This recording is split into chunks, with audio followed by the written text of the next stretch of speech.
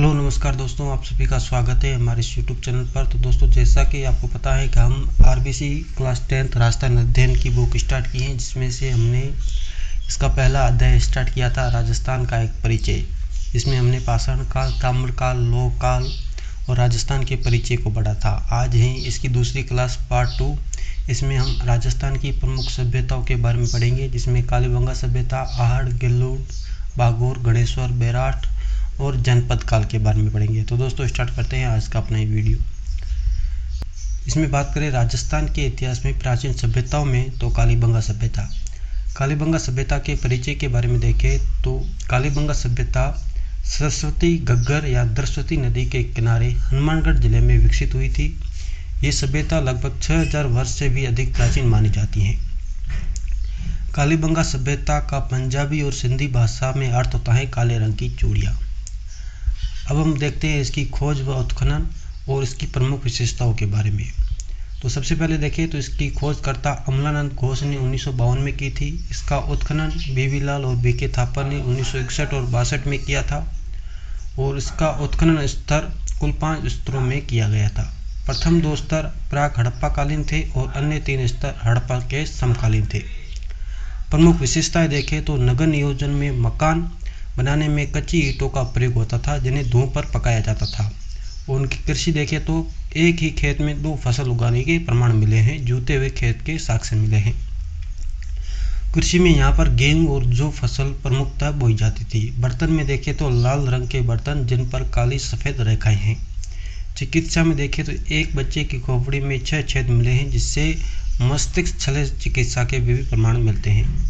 महत्वपूर्ण तथ्य देखें तो यहाँ से समाधान पद्धतियों की जानकारी मिलती है। खिलौना बैलगाड़ी मिली है, बेलनाकार मोहरें मिली तथा हवन कुंड यानी अग्नि वेदिकाएं प्राप्त हुई। दोस्तों, ये भी जानकारी आरबीसी क्लास 10th की राजस्थान अध्ययन की बुक के आधार पर बेस है। कोई ज़्यादा जानकारी नहीं है, उसमें जितना बताया जा रहा है वही आपको बताया जा रहा है। नेक्स्ट हम बात करते हैं बनास नदी घाटी की प्रमुख ताम्रयुगीन सभ्यताएं। इसमें आहड़ व गिल्लूट सभ्यता के बारे में जानेंगे। उदयपुर और राजसमंद जिलों में आयड़ व बनास नदियों के तट पर पनपी 4000 वर्ष पुरानी पाषाण युगीन संस्कृतियां, जिन्हें बना संस्कृति कहा जाता है। इसमें बना संस्कृति में आहड़ सभ्यता उदयपुर और गिल्लूट सभ्यता राजसमंद 2 सभ्यताएं आती है बनास संस्कृति में। आहड़ सभ्यता इसका स्थानीय नाम धूलकोट है, जिसे मिट्टी का टीला कहते हैं, और ये ताम्रवर्ती नगरी है। इसकी खोज व उत्खनन के बारे में बात करें तो इसकी खोज अक्षय कीर्ति व्यास ने 1953 में की। बाद में RC अग्रवाल और HT साइकिलिया ने इसका उत्खनन कार्य किया। इसका निर्माण धूप में सुखाई गई ईंटों व पत्थरों के रूप में प्रयोग किया, मतलब ईंटों और पत्थरों दोनों का प्रयोग किया। विशेषता देखें तो यहाँ पर लाल काले मिट्टी के बर्तन, तांबे के औजार व रंगाई छपाई के ठप्पे प्राप्त हुए हैं। समाधान देखें तो मृतकों को गहनों व आभूषणों के साथ दफनाया जाता था। ये दोस्तों मोस्ट इम्पोर्टेंट बात है कि आहड़ सभ्यता में मृतकों को गहनों व आभूषणों के साथ दफनाया जाता था, और ये मृत्यु के बाद जीवन की अवधारणा थी। गिल्लूट सभ्यता के बारे में बात करें जो राजसमंद में है, ये भी बना संस्कृति का एक हिस्सा है। इसका उत्खनन बीवी लाल ने 1957 से 1958 में किया था, और इनके साथ प्रोफेसर VS सिंधे थे और ग्रेगरी पोसल थे, जिन्होंने 1998 और 2000 में सहयोग दिया था। गिल्लूट सभ्यता के समय के बारे में बात करें तो 1900 से लेकर 1700 ईसा पूर्व निर्धारित किया जाता है, और इसका निर्माण पक्की ईंटों से किया गया है जो आग में पकाई गई थी। विशेषता देखें तो गिल्लूट सभ्यता की तो यहाँ पर 5 प्रकार के मिट्टी के बर्तन मिले हैं, पत्थर की गोलियां मिली है, मिट्टी के खिलौने व हाथी दांत की चूड़ियां मिली है। दोस्तों, आहड़ के विपरीत गिल्लूट सभ्यता में मकान निर्माण में आग में पकाई गई पक्की ईंटों को स्पष्ट उपयोग देखने को मिलता है। नेक्स्ट हम बात करें राजस्थान के इतिहास की प्रमुख सभ्यताओं में, तो दोस्तों बागोर और गणेश्वर सभ्यता अपना विशिष्ट स्थान रखती हैं। दोस्तों, बागोर सभ्यता एक मध्य पाषाण कालीन केंद्र है, और गणेश्वर सभ्यता ताम्रयुगीन सभ्यता का केंद्र है। ये दोनों सभ्यताएं राजस्थान में क्रमशः बागोर सभ्यता भीलवाड़ा में और गणेश्वर सभ्यता सीकर के नीम का थाना क्षेत्र में प्राचीनतम मानवीय जीवन और तकनीकी विकास को दर्शाती हैं। बागोर सभ्यता के बारे में बात करें तो दोस्तों ये राजस्थान के भीलवाड़ा जिले के कोठारी नदी के तट पर स्थित राजस्थान की एक प्रमुख प्रागैतिहासिक और मध्य पाषाणकालीन सभ्यता है। कौन सी मध्य पाषाणकालीन सभ्यता है? राजस्थान के भीलवाड़ा जिले में और कोठारी नदी के तट पर स्थित है। इसका उत्खनन और समय देखें तो दोस्तों इसका स्थान है भीलवाड़ा कोठारी नदी के तट पर। जैसा हमने पहले बात की, उत्खनन करता है डॉक्टर वी एन मिश्र। डॉक्टर वी एन मिश्र इसके उत्खनन करता है। 1967 से 1970 ईस्वी तक इसका उत्खनन कार्य किया गया। समय काल देखें तो प्रागैतिहासिक काल है, मतलब 4 से 5000 वर्ष पूर्व का समय माना जाता है। संस्कृति देखें तो मध्य पाषाणकालीन सभ्यता भागोर सभ्यता है। प्रमुख साक्ष्य और पुरावेश देखें तो पाषाणकालीन उपकरण मिले, जो बड़ी संख्या में लघु पाषाण उपकरण मिले जिन्हें माइक्रोलिथ कहा जाता था। ये हमने पहले अध्याय में देखा था, पहले पार्ट में देखा था। अगर वो आपने नहीं देखा तो उसे जरूर देखना। आजीविका देखें तो यहाँ निवासियों के आखेटक यानी शिकारी होने के भी स्पष्ट प्रमाण प्राप्त हुए हैं। और तांबे के उपकरण मिले हैं। तांबे के उपकरण मिले हैं जिनमें छेद वाली सुई सबसे महत्वपूर्ण है। मोस्ट इंपोर्टेंट है कि छेद वाली सुई कौन सी सभ्यता से प्राप्त हुई है, तो भागोर सभ्यता है। नेक्स्ट हम बात करें कि भागोर से कृषि व पशुपालन के प्राचीनतम साक्ष्य प्राप्त हुए हैं और यह लघु पाषाण उपकरणों का प्रमुख केंद्र था। मोस्ट इंपोर्टेंट है कि छेद वाली सुई भागोर सभ्यता से मिली और कृषि व पशुपालन के प्राचीनतम साक्ष्य भी भागोर सभ्यता से प्राप्त हुए हैं। नेक्स्ट हम बात करें गणेश्वर सभ्यता।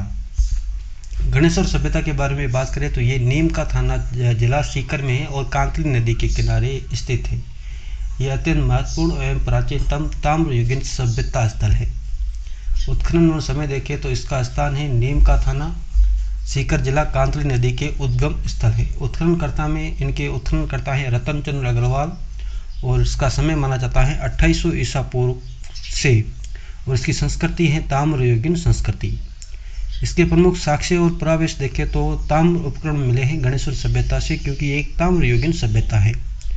यहाँ से अत्यधिक मात्रा में तांबे के आयुध व उपकरण प्राप्त हुए हैं। धातु की शुद्धता देखें तो उपकरणों व पात्रों में 99% तांबा प्रचुर प्राप्ति का प्रमाण प्राप्त हुआ है। मृदभांड में देखें तो यहाँ की मिट्टी के बर्तनों में कृष्णवर्णी मृतपात्र भी मिले हैं और रंग में देखें तो काले व नीले रंग के यहाँ पर मृदभांड प्राप्त हुए हैं।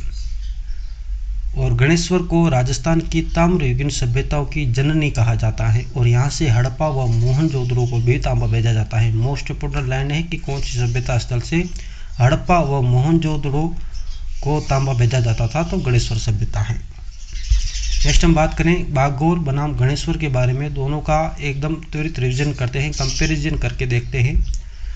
तो दोस्तों नदी और जिला देखें तो भागोर सभ्यता कोठारी नदी भीलवाड़ा है। गणेश्वर सभ्यता कांतली नदी नीम का थाना जिला सीकर है। उत्खनन करता है वी एन मिश्र और गणेश्वर के हैं रतन चंद्र अग्रवाल।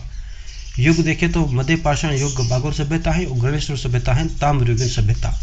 विशेष साक्ष्य देखें तो भागोर सभ्यता से हमें छेद वाली सुई मिली है, लघु पाषाण मिले हैं और यहाँ पर हमें प्राचीनतम पशु और कृषि के साक्ष्य मिले हैं। और गणेश्वर सभ्यता से हमें 99% तांबे के उपकरण मिले हैं जो शुद्ध तांबा है और कृष्णवर्णी बर्तन भी यहाँ से प्राप्त हुए हैं। और निष्कर्ष देखें तो भागोर सभ्यता में कृषि व पशुपालन के प्राचीनतम साक्ष्य मिले, जैसा मैंने आपको पहले बताया था। और गणेश्वर सभ्यता भारत की ताम्रयुगीन सभ्यताओं की जननी कहा जाता है। अब हम बात करते हैं लोह युग, मौर्य काल व विदेशी व्यापार में बेराट व अन्य स्थल के बारे में। राजस्थान में लोह युग, मौर्य काल और यूनानी यानी रोमन विदेशी व्यापार के स्पष्ट प्रमाण भी विभिन्न पुरातात्विक स्थलों की खुदाई से हमें प्राप्त हुए हैं। विभिन्न पुरातात्विक स्थलों की खुदाई से हमें इन युगों के बारे में जानकारी मिलती है। तो सबसे पहले हम बात करें बेराट सभ्यता। बेराट सभ्यता दोस्तों पहले जयपुर में आती थी, पर नए जिले बनने के पश्चात बेराट सभ्यता अब कोटपुतली बहरोड जिले में आती है। बेराट सभ्यता के बारे में बात करें तो इसके प्राचीनतम जो साक्ष्य मिले उनसे हमें मत्स्य जनपद की जानकारी मिलती है। और यहाँ पर 3 डूंगरियाँ हैं, बीजक डूंगरी, भीम डूंगरी और महादेव डूंगरी भी प्रसिद्ध है, जो अत्यंत रूप से परीक्षा में बार बार पूछा जाता है। बेराट सभ्यता के उत्खननकर्ता देखें तो दयाराम साहनी इसके उत्खननकर्ता है, नील रतन बनर्जी है और कैलाशनाथ दीक्षित है। यहाँ से बेराट सभ्यता से हमें मौर्यकालीन साक्ष्य मिले हैं और यहाँ से जो गोल मंदिर मिले हैं वो अशोक के स्तंभ के अवशेष भी प्राप्त हुए हैं। बौद्ध धर्म देखें तो अशोक का भाबरू शिलालेख भी प्राप्त हुआ है और उसके बौद्ध धर्म के अन्वय होने का पुख्ता प्रमाण भी प्राप्त होता है। विदेशी व्यापार व अन्य महत्वपूर्ण स्थल देखें तो भीनमाल यानी जालोर का प्राचीन नाम सरीमाल था। यहाँ से रोमन एम्फोरा यानी सुरा पात्र व यूनानी सुराही मिली है जो विदेशी व्यापार की पुष्टि करते हैं और इसके उत्खनन करता है आरसी अग्रवाल। नेक्स्ट है ईसावाल जो उदयपुर में है, यहाँ पर समर्थ लौह उद्योग के साक्ष्य मिले हैं। बालाथल सभ्यता जो उदयपुर में है, यहाँ से वीएन मिश्र द्वारा उत्खनन कार्य किया गया और हड़प्पा से संपर्क का प्रमाण भी प्राप्त होता है बालाथल उदयपुर सभ्यता से। अन्य प्रमुख पुरातत्व स्थल देखें तो रंगमहल व बरौर सभ्यता ये हनुमानगढ़ में है, ओजियाना भीलवाड़ा में है, नगरी चित्तौड़गढ़ में है, तिलवाड़ा बाड़मेर में है, जोधपुरा जयपुर में है, सुनारी झुंझुनू में है, नौ भरतपुर में है और नगर टोंक में है। नेक्स्ट हम आर्य संस्कृति का प्रसार एवं जनपद का उदय देखें तो वैदिक काल का आरंभ 1800 ईसा पूर्व के बाद माना जाता है। हड़प्पा के पतन के बाद वैदिक सभ्यता का उदय हुआ। राजस्थान में अनूपगढ़, तरखाना, वाला डेरा, चक 64 से आर्य सभ्यता के साक्ष्य प्राप्त हुए हैं। इंपोर्टेंट लाइन है, याद रखना। मत्स्य जनपद में देखें भौगोलिक व पौराणिक आधार देखें तो इसका विस्तार जयपुर, अलवर, धौलपुर, भरतपुर और करौली क्षेत्र में आता था। दोस्तों ढूंढाड़ और मत्स्य प्रदेश का आधा हिस्सा मत्स्य जनपद में आता था। इसकी प्राचीनता देखें तो मत्स्य जाति का सर्वप्रथम उल्लेख ऋग्वेद, शतपथ ब्राह्मण, कौशिक के उपनिषद में मिलता है और रामायण प्रसंग में भी राम रावण युद्ध के समय भगवान राम के अमोघ अस्त्र से राजस्थान के समुद्र का मरुस्थल में बदलना भी हमें यहाँ से प्राप्त होता है साक्ष्य। ये वाल्मीकि के अनुसार है। नेक्स्ट हम बात करें महाभारत काल और राजनीतिक इतिहास के बारे में तो इसकी राजधानी थी महाभारत काल में राजा विराट ने विराटनगर बैराट बसाकर इसको राजधानी बनाया था। और अज्ञातवास में देखें तो पांडवों ने अपने अज्ञातवास का 1 वर्ष भेष बदलकर राजा विराट के दरबार में बिताया था। संघर्ष और विलय देखें तो पड़ोसी सालव और चैदी जनपदों के साथ निरंतर संघर्ष रहा। अतः चैदी और फिर मगध साम्राज्य यानी मौर्यों ने इसे अपने अधीन कर लिया था। राजनीतिक विकास देखें तो 6ठी शताब्दी ईसा पूर्व में बौद्ध ग्रंथ अंगुत्तर निकाय में वर्णित 16 महाजनपदों में राजस्थान का मत्स्य जनपद भी शामिल है। इसके अतिरिक्त राजस्थान के सूरसेन, अवंती और सीवी जनपद का भी प्रभाव यहाँ पर था। तो दोस्तों ये जानकारी थी राजस्थान की प्रमुख सभ्यताओं और जनपद के बारे में। आज हमने राजस्थान के इतिहास में सभ्यताओं और जनपद के बारे में पढ़ा। नेक्स्ट वीडियो जल्दी आएगा। इस वीडियो को ज़्यादा से ज़्यादा शेयर करना। मिलते हैं किसी नेक्स्ट वीडियो में, तब तक के लिए जय हिंद, जय भारत दोस्तों।